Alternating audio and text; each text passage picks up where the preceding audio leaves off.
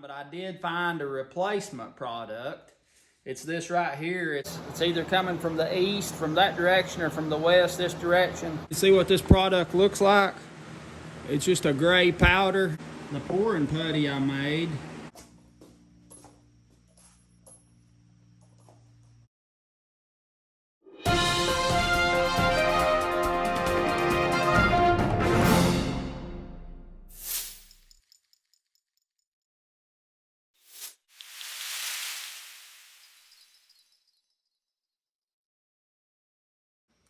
We're gonna put a little bit of this on here to kind of degrease these things. Get some of the grease off of them, because we don't want that on there when we start trying to prep them to pour.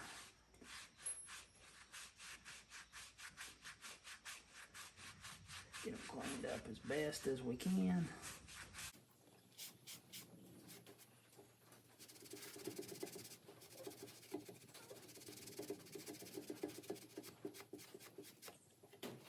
That's good.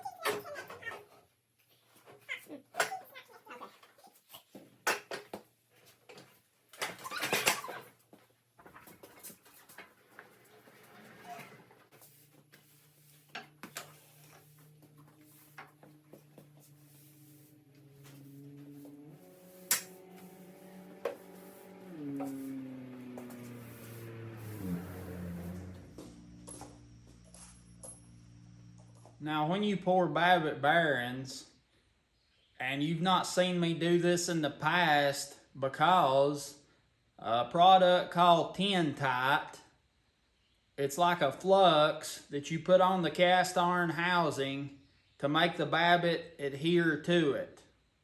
And that product is not available. I've been looking for it for a long time, but I did find a replacement product.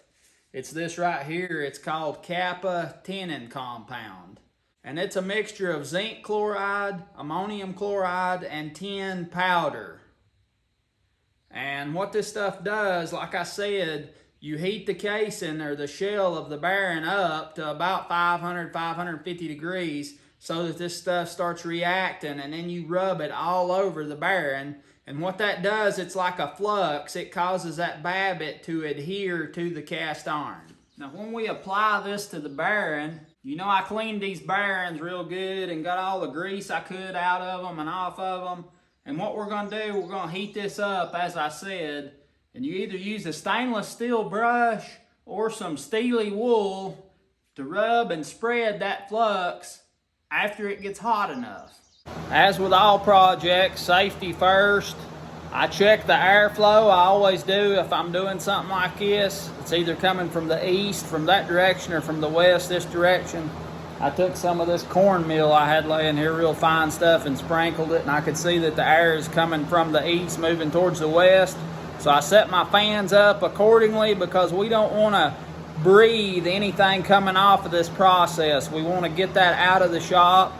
I don't have a big exhaust fan installed in here yet, so I improvise with my 2 box fans.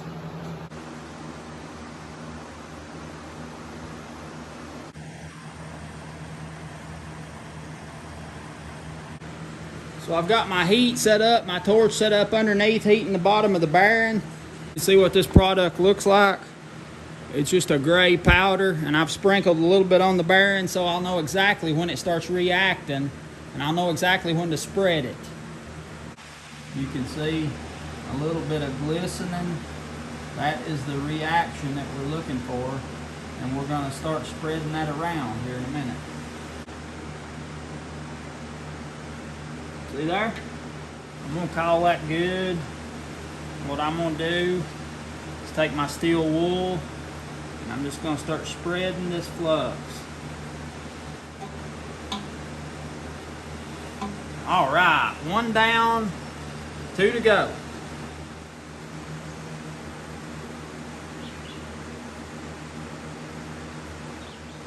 Two down, 1 to go.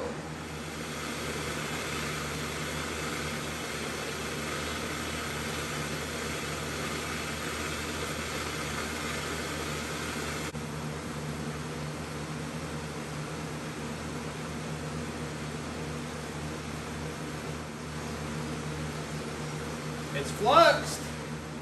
Now I'm gonna pull the bed stone off, put the shaft and the runner stone back in, put the bed stone back on, and position the shaft so that we're ready to pour the new Babbitt bearings, the bottom halves.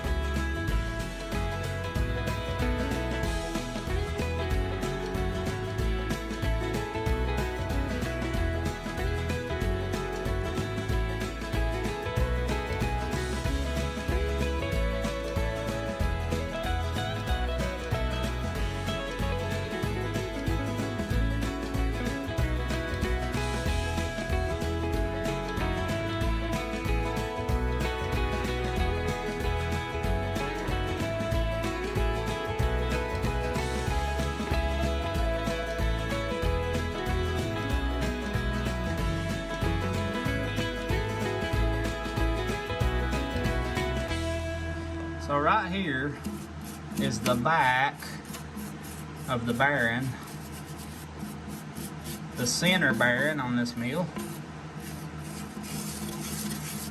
And what we need to do, because this, once we put the shaft in, we are not going to have access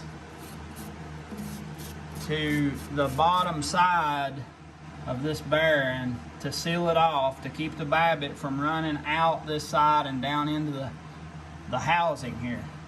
So what I'm going to do is we're going to put our pouring putty on around the shaft. We're going to make a big collar so that when we slide it together, it'll go up against there and seal that off. And we'll adjust how far in we slide the shaft as to how tight it's going to be right here on the seal. And this will seal top and bottom both.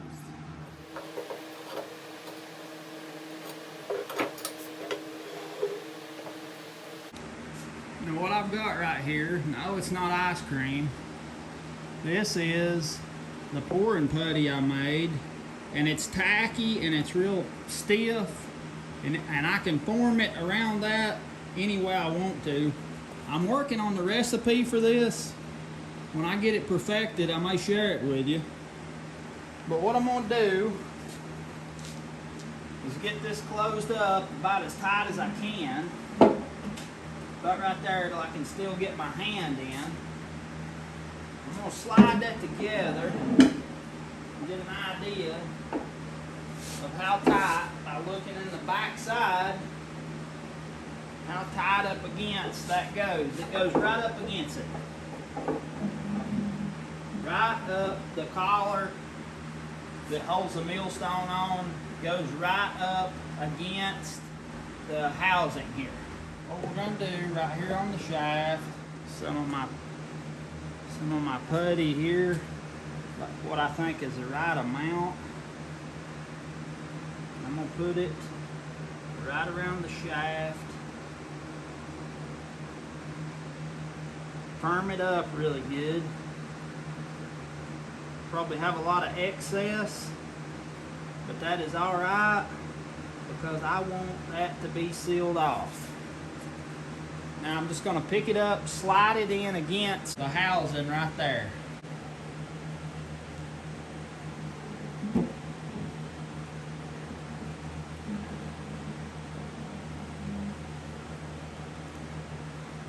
Not going to go all the way just yet. You can see over here on the opposite side where our excess putty come through. So now I'm gonna put the bedstone back on.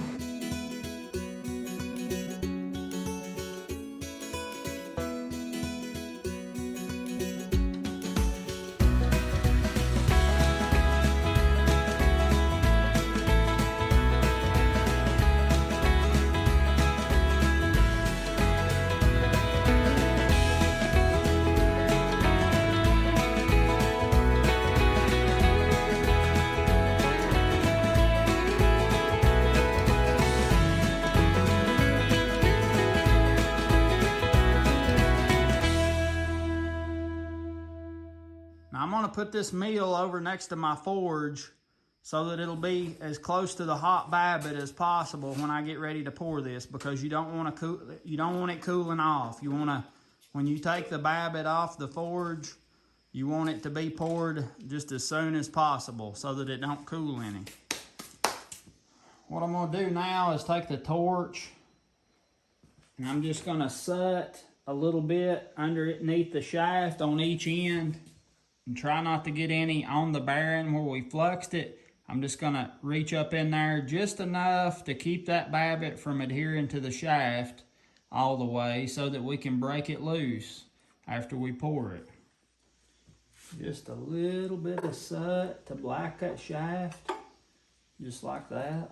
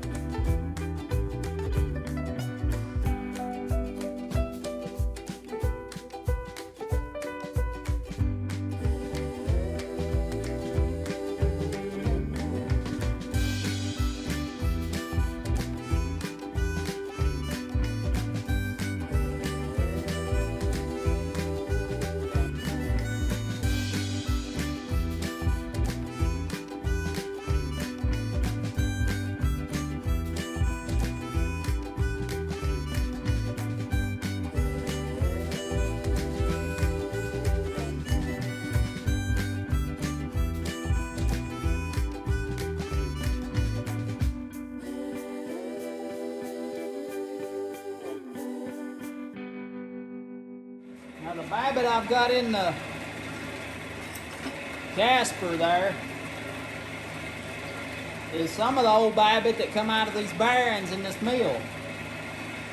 It's not a good practice to use old Babbitt because you don't know what makeup the metal is. But I know that in this mill, I'm pretty sure that's original Babbitt probably, and it was poured in 1971.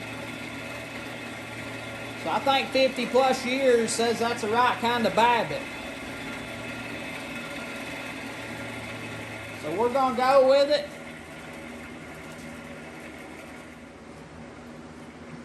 I wanted to show you something here. The customer brought a bar of Babbitt to re-pour this with, but it's not the right kind of Babbitt. Now I've got this copper hard Babbitt here, number 2. That's what you want to pour with on something like this. It's heavy duty. And that's what you want. If you put the wrong type of Babbitt, you'll be in trouble because it'll be too soft and it won't hold up long term. I want to show you the difference here.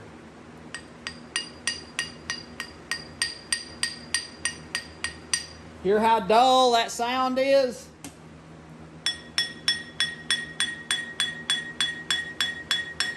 Hear how loud that is? This is softer.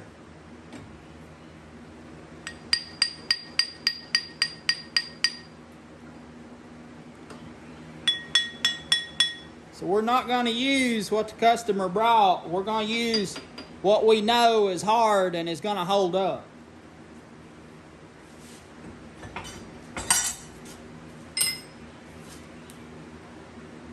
Alright, it's turned into liquid now. It's starting to anyway. You don't want to get it too hot. As soon as it starts melting, I can stop on the forge, because if you get it too hot, it can ruin the alloys in the Babbitt. Burn some of them out.